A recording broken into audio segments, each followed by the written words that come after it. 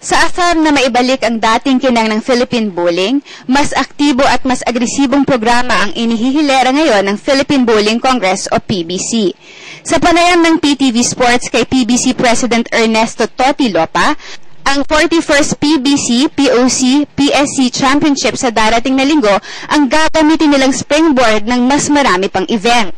Naniniwala si Lupa na isa pa rin ang Pilipinas sa mga powerhouse nations pagdating sa bowling at kailangan lamang nating makadiskubre ng mga untapped talents.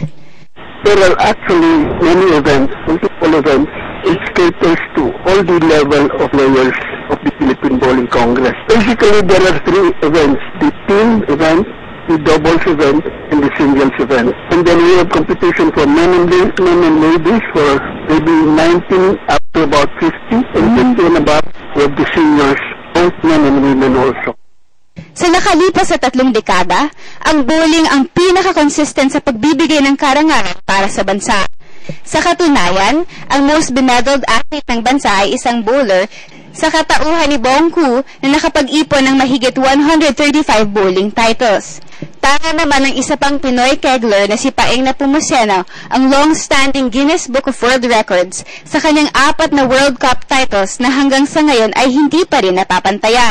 At sa paglarga ng 41st National Bowling Championships, buo ang tiwala ni Lupa na marami silang madidiskubreng future champions, kasabay ng pagpapalaganap na lalo ng interes ng publiko sa larong bowling. We made the tournament in such a way that everybody will be qualified to participate and prove their skill, no? The objective is to be able to discover whatever talents we have in the different classes and in different divisions. Along the same lines, you know, we plan to have an international event in June or July of next year. This time we will be inviting foreign entries and also professionals.